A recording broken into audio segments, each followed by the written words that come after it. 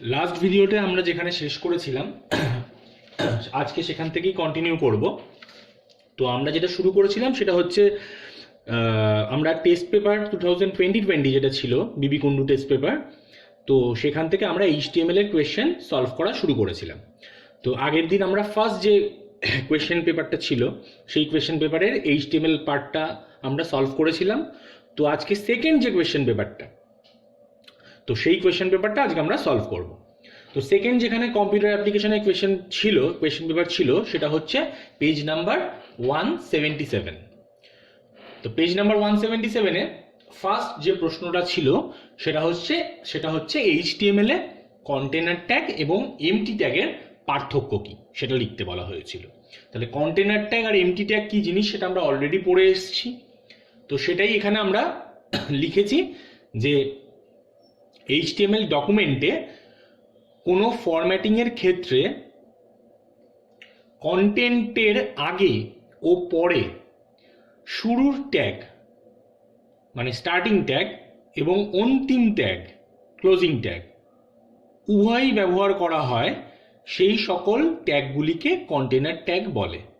মানে যারা এরকম জোড়ায় জোড়ায় ব্যবহৃত হয় মানে HTML ওয়েব পেজের কোড লেখার সময় যেই সমস্ত ট্যাগগুলো আমরা জোড়ায় জোড়ায় ব্যবহার করি, মানে ট্যাগটাকে আগে ওপেন করি, ট্যাগের মধ্যে যা লেখার লিখি, তারপরে ট্যাগটাকে ক্লোজ করে দিই।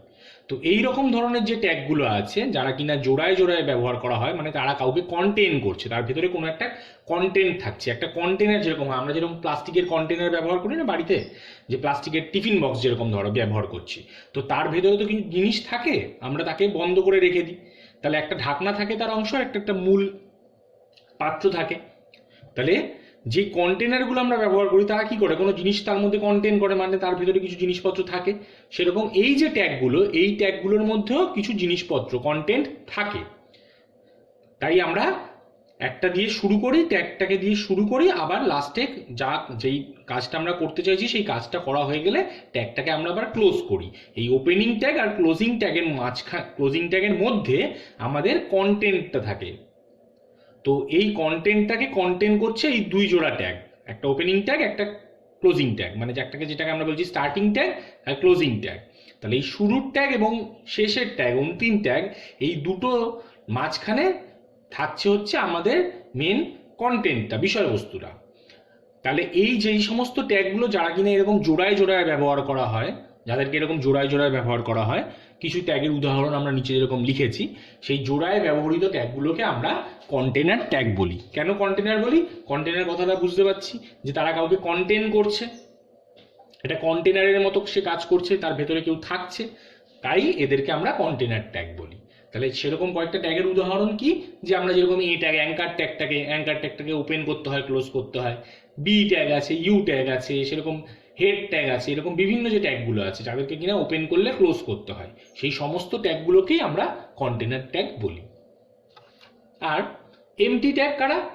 যাদের কিনা ওপেন করলে ক্লোজ করতে হয় না আলাদা করে। তাহলে সেটাই এখানে লেখা হয়েছে HTML ডকুমেন্টে যে সকল ট্যাগের অন্তিম ট্যাগ মানে ক্লোজিং ট্যাগ থাকে না, শুধু ওপেনই করি তাদেরকে আমরা, আর ক্লোজ করার প্রয়োজন পড়ে না, মানে তারা কাউকে কন্টেন্ট করে না, মানে তাদের ভেতরে কেউ থাকছে না আলাদা করে, তারা একা স্বতন্ত্র নিজেই একা শুধু ব্যবহৃত হয়।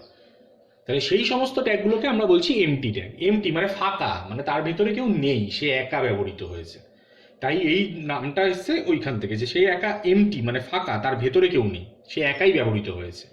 তো সেরকম কয়েকটা ট্যাগ হলো যে আমরা বিআর ট্যাগ যেটা কিনা লাইন ব্রেকের ক্ষেত্রে ব্যবহার করি, বা একটা ওয়েব পেজের মধ্যে ইমেজ ইনসার্ট করার জন্য যেই ইমেজ আইএনজি ট্যাগ ব্যবহার করি, বা হরাইজন্টাল রুল দাগ টানার জন্য ব্যবহার করি যে ট্যাগ, সেই সমস্ত এই ট্যাগগুলো হচ্ছে আমাদের এমটি ট্যাগের উদাহরণ। মানে তাদের কোনো ক্লোজিং ট্যাগ নেই, তাদের শুধু ওপেনিং ট্যাগ, মানে সে একাই ব্যবহৃত হয়, কোনো আলাদা করে তাকে বন্ধ করতে হয় না।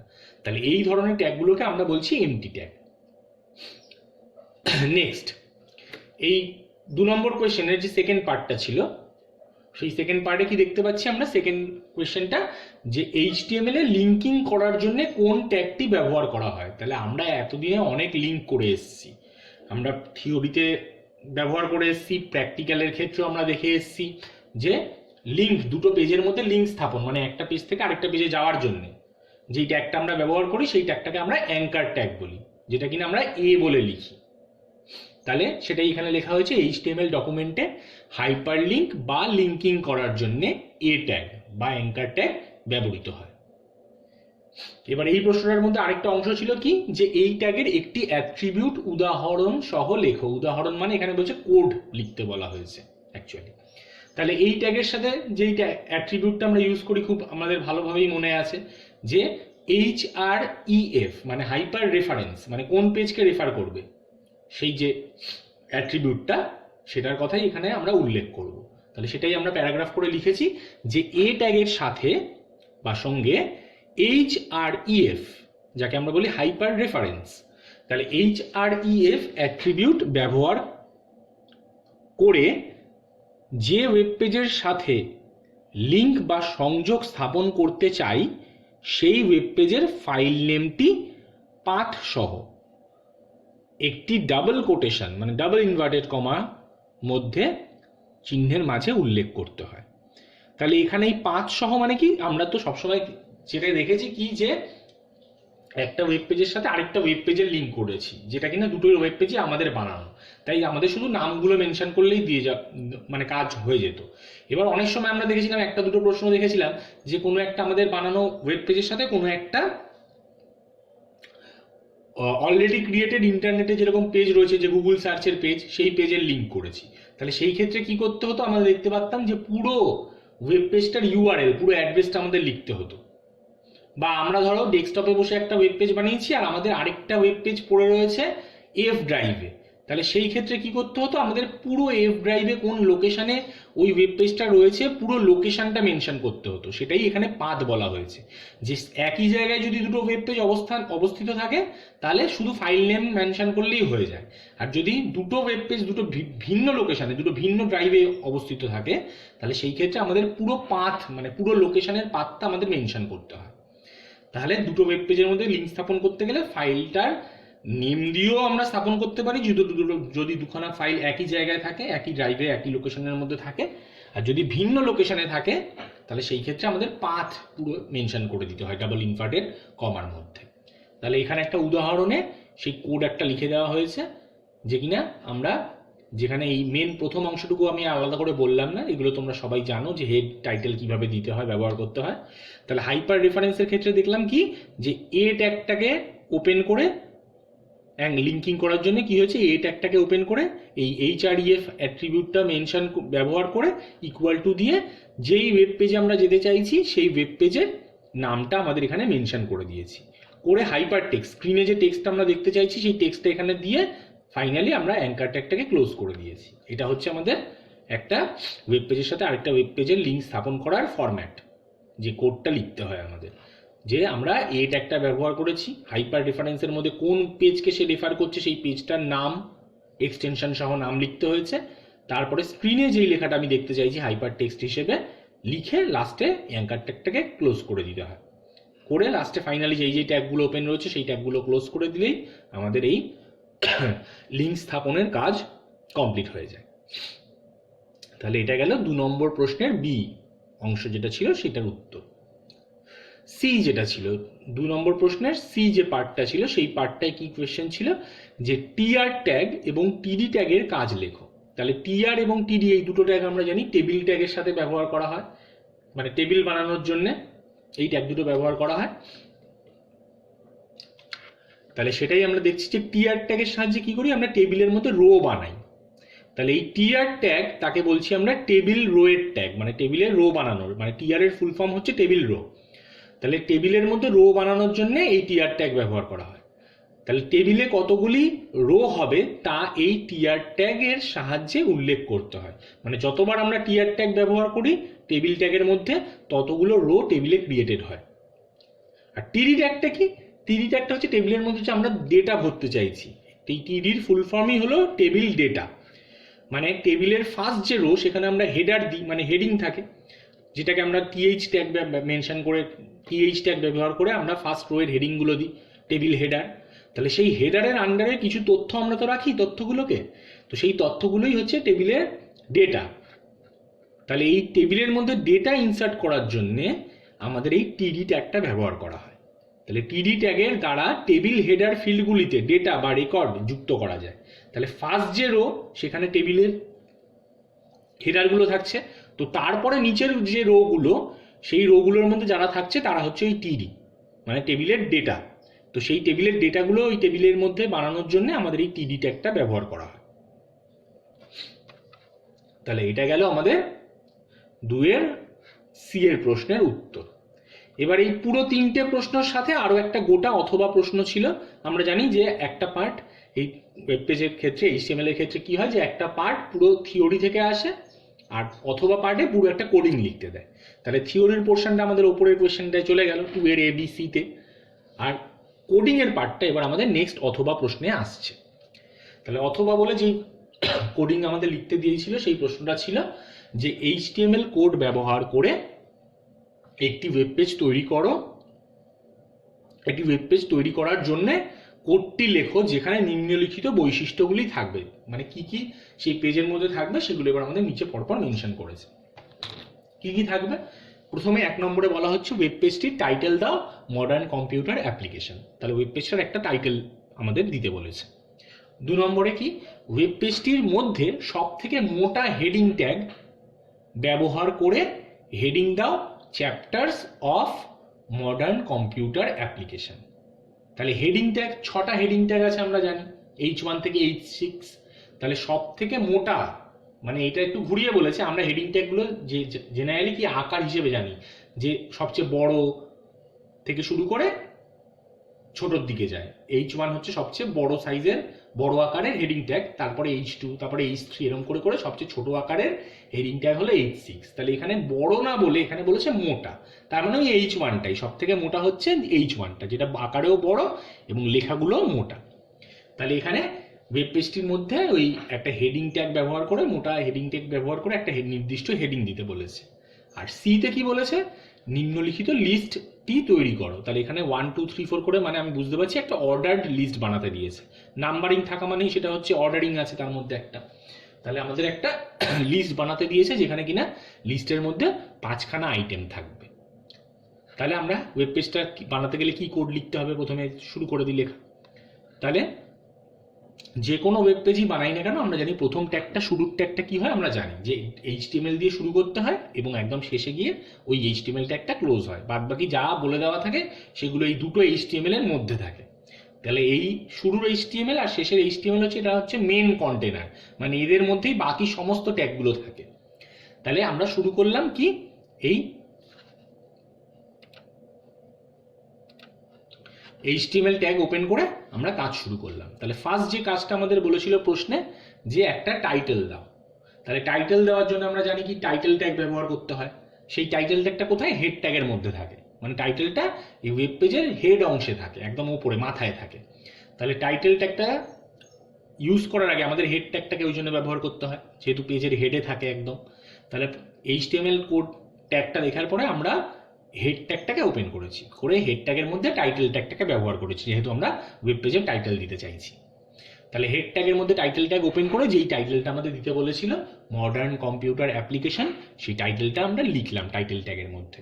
এবার যেই মুহূর্তে আমাদের টাইটেল লেখার কাজ কমপ্লিট হয়ে গেল, তাহলে আমাদের কথা কি, যে টাইটেল যেই মুহূর্তে কাজ আমার হয়ে যাবে, যার সাহায্যে সেই কাজটা করছি সেই ট্যাগটাকে বন্ধ করে দেওয়ার কথা আমাদের। তাহলে যেই মুহূর্তে টাইটেল দেওয়ার কাজ শেষ হয়ে গেল, টাইটেলটা দিচ্ছিলাম আমরা টাইটেল ট্যাগের সাহায্যে। তাহলে টাইটেল ট্যাগের কাজ যেই শেষ হয়ে গেছে আমরা স্ল্যাশ দিয়ে টাইটেল লিখে টাইটেল ট্যাগটাকে ক্লোজ করে দেব। করে যেটা করব, যেই টাইটেল ট্যাগটা ছিল হেড ট্যাগের মধ্যে, তাহলে হেড ট্যাগটাকে ওপেন করেছিলাম। তাহলে হেড ট্যাগটা যেহেতু ওপেন অবস্থায় রয়েছে, তাহলে হেড ট্যাগটাকে আমাকে ক্লোজ করে দিতে হবে, যেহেতু এরা হচ্ছে কন্টেনার ট্যাগ যাদেরকে জোড়ায় জোড়ায় ব্যবহৃত হয়, ওপেনিং ট্যাগ, স্টার্টিং ট্যাগ আর ক্লোজিং ট্যাগ। তাহলে এই হেডের ক্লোজিং ট্যাগটাকে আমার এবার হেড ব্যবহার করতে হবে। তাহলে স্ল্যাশ দিয়ে হেড লিখে আমরা হেড ট্যাগটাকে ক্লোজ করলাম। এবার বাদ বাকি যেই সমস্ত কাজগুলো বলেছিল সেই সমস্তগুলো এই ওয়েব পেজের বডি অংশে হবে। তা বডি অংশে যেহেতু হবে সেই কাজটা, তাই আমাদের এই বডি ট্যাগটাকে ব্যবহার করতে হবে এবার। তাই তৃতীয় লাইনে আমরা দেখো লিখছি বডি বলে, মানে বডি ট্যাগটা ওপেন করেছি। করে কি বলেছিল যে সবচেয়ে মোটা, সব থেকে মোটা হেডিং ট্যাগ ব্যবহার করে একটা হেডিং দাও। তাহলে সব থেকে মোটা আমরা জানি কি, যে H1 H1 হচ্ছে আকারে সব থেকে বড় এবং সাইজেও মোটা, লেখার অক্ষরগুলো মোটা হবে। তাহলে আমরা H1 ট্যাগ ওপেন করলাম, করে যেটা আমাদের হেডিং দিতে বলেছে chapters of modern computer application বলে, তো সেই হেডিংটা আমরা দিলাম। দিয়ে যার সাহায্যে হেডিংটা দিলাম H1 ট্যাগ, সেই H1 ট্যাগটাকে ক্লোজ করে দিতে হবে যেই মুহূর্তে আমাদের হেডিং দেওয়ার কাজ কমপ্লিট হয়ে যাবে। তাহলে দেখো আমাদের ওই হেডিং যেটা লিখতে বলেছে সেই লেখাটা লেখা হয়ে গেলেই আমরা H1 ট্যাগটাকে স্ল্যাশ দিয়ে ক্লোজ করে দিয়েছি। এরপরে কি করলাম, একটা লাইন গ্যাপ দিলাম, ব্রেক করলাম লাইনটাকে। তাহলে বিআর ট্যাগ ব্যবহার করে আমরা পরের লাইনে নেক্সট কাজটাকে করছি। তাহলে নেক্সট কাজ কি বলা ছিল, যে একটা লিস্ট বানাতে। লিস্টটায় দেখেছিলাম 1 2 3 4 করে নাম্বার দেওয়া ছিল। তাহলে এই ধরনের লিস্ট বানাতে গেলে আমরা জানি কি ওএল ট্যাগ ব্যবহার করা হয়, অর্ডার্ড লিস্ট। তাহলে আমরা ওএল ট্যাগটা ওপেন করলাম, লিস্ট বানানোর জন্য ওএল ট্যাগ ওপেন করেছি। করে এবার লিস্টে কটা আইটেম দেখতে পাচ্ছি, 1 2 3 4 করে 5খানা আইটেম রয়েছে। তাহলে লিস্টের মধ্যে আইটেম অ্যাড করতে গেলে আমরা জানি কি এলআই ট্যাগ ব্যবহার হয়, যেটার ফুল ফর্ম হলো লিস্ট আইটেম। তাহলে প্রথম এলআই ট্যাগ ব্যবহার করে ফার্স্ট যে আইটেমটা ছিল সেটা লিখলাম। ফার্স্ট আইটেমটা লেখা হয়ে গেলে এলআই ট্যাগটাকে ক্লোজ করে দিয়েছি, প্রথম আইটেমটা যেই মুহূর্তে আমার কমপ্লিট হয়ে গেছে লেখা। তারপরে সেকেন্ড আইটেম অ্যাড করার জন্য আবার নতুন করে একটা এলআই ট্যাগ ব্যবহার করতে হবে। তাহলে এইভাবে মোট এই লিস্টের আন্ডারে যতগুলো আইটেম রয়েছে সেই সমস্ত আইটেমগুলোকে এলআই ট্যাগের সাহায্যে লিস্টের মধ্যে অ্যাড করতে করতে থাকতে হবে। তাহলে এইভাবে আমরা 5বার এলআই ট্যাগ ব্যবহার করব। প্রত্যেকবার এলআই ট্যাগ ব্যবহার করার পরে আমাদের সেই এলআই ট্যাগটাকে ক্লোজ করতে হবে। করে লাস্টে একদম এই ওএল ট্যাগ, যার সাহায্যে অর্ডারিংটা করছিলাম, অর্ডার লিস্টটা বানাচ্ছিলাম, সেই ওএল ট্যাগটাকে ক্লোজ করতে হবে। তাহলে যেই মুহূর্তে ওএল ট্যাগটা ক্লোজ করলাম, এই প্রশ্নে আমাদের যা যা বলা ছিল, যেই যেই কাজগুলো করতে বলা ছিল সেই সমস্ত কাজগুলোই আমাদের করা হয়ে গেছে। আর কিছু এখানে আর নতুন এক্সট্রা বলেনি। 3টেই কাজ ছিল, যে একটা প্রথমে টাইটেল দাও, টাইটেল আমরা দিয়ে ফেলেছি একদম প্রথমে। তারপরে একটা হেডিং দাও, সেই হেডিংটাও দিয়ে ফেলেছি chapters of modern computer application বলে। থার্ড যে কাজটা সেটাই বলেছিল একটা লিস্ট তৈরি করো, যেখানে কিনা 1 2 3 4 5 বলে 5খানা আইটেম থাকবে। তাহলে ওএল ট্যাগের সাহায্যে এই 5খানা আইটেম আমি এক এক করে অ্যাড করে ফেলেছি, করে ওএল ট্যাগটাকে ক্লোজ করে দিয়েছি, যেহেতু আমাদের লিস্ট বানানোর কাজ কমপ্লিট হয়ে গেছে। তাহলে এই প্রশ্নে আর এক্সট্রা কিচ্ছু বলা ছিল না। তাই সমস্ত কাজ যেহেতু হয়ে গেছে, আমরা জানি এই কাজগুলো আমরা কোথায় করছিলাম, বডি অংশের মধ্যে করছিলাম। তাহলে বডি ট্যাগটা ওপেন করে আমি সেই কাজগুলো পরপর করতে থেকেছিলাম। তাহলে বডি ট্যাগটা যেই মুহূর্তে বডির অংশের মধ্যে সব কাজ কমপ্লিট করা হয়ে গেছে, তাহলে যেই বডি ট্যাগটা ওপেন করা ছিল সেই বডি ট্যাগটাকে আমাদের ক্লোজ করতে হবে। তাহলে দেখো ওই জন্য আমরা স্ল্যাশ দিয়ে বডি ট্যাগটাকে ক্লোজ করেছি। করে একদম শেষে আমরা জানি কি একদম ফার্স্টে যে এই প্রথম একদম লাইনে এইচটিএমএল ট্যাগটা ওপেন করেছিলাম, যে কিনা মেন কন্টেনার, সেই মেন কন্টেনারটাকে লাস্টে গিয়ে ক্লোজ করতে হয়, ক্লোজিং ট্যাগটাকে ইউজ করতে হয়। তাহলে একদম শেষে গিয়ে আমরা স্ল্যাশ দিয়ে এইচটিএমএল ট্যাগটাকেও ক্লোজ করে দিয়েছি। তাহলে এই কোডটা লেখার ফলে, যেটুকু আমরা লিখলাম, এই কোডটা লেখার ফলে আমাদের প্রশ্নে যা যা বলেছিল সেই সমস্ত কাজগুলো আমাদের কমপ্লিট করা হয়ে গেছে। মানে এই প্রশ্নটার আমাদের পুরোপুরি কমপ্লিটলি অ্যান্সার দেওয়া হয়ে গেল। তাহলে এটা গেল আমাদের বিবি কুন্ডু 2020 সালের টেস্ট পেপারে এইচটিএমএল এর যে সেকেন্ড মানে বিবি কুন্ডু টেস্ট পেপারে যে সেকেন্ড কম্পিউটার অ্যাপ্লিকেশনের কোয়েশ্চেন পেপারটা ছিল, তার এইচটিএমএল এর অংশের প্রশ্নের উত্তর আমরা দেখলাম। তাহলে এরপরে পরের যে পৃষ্ঠা, যেটা ছিল হচ্ছে 259 পৃষ্ঠায়, সেই 259 পৃষ্ঠায় কি প্রশ্ন ছিল সেগুলো আমরা আবার পরের ভিডিওতে, পরের দিন যে ভিডিওটা পাবো সেই ভিডিওতে আমরা আবার দেখব। তাহলে আজকের মতো এই ভিডিওতে এই অবধি থাকুক। তাহলে নেক্সট ভিডিওতে আমরা আবার পরের যে পেজটা রয়েছে বিবি কুন্ডু টেস্ট পেপারে, সেই পেজটা আবার আমরা পরের দিন সলভ করব।